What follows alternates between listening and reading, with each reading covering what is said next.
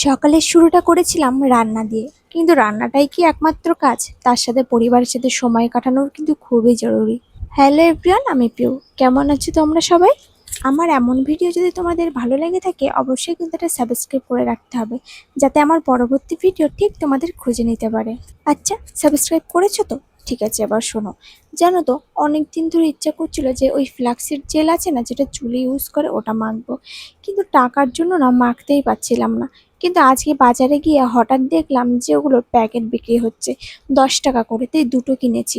বাড়িতে এসে দেখলাম আমার চুলের লেন্থ অনুযায়ী সেটা খুবই কম হয়ে যাবে।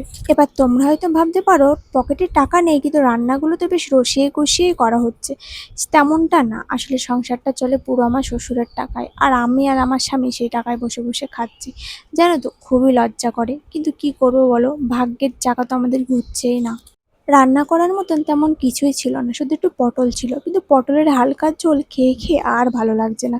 তাই ভাবলাম একটু পটল বাদাম দিয়ে আর ডিম দিয়ে করি, খেতে কিন্তু সত্যি খুব ভালো হয়েছিল। তারপর একটু আইসক্রিম খেয়েছিলাম, সেটা বিকালের দিকে। আর বিকালের দিকে একটু ছাদে গিয়েছিলাম।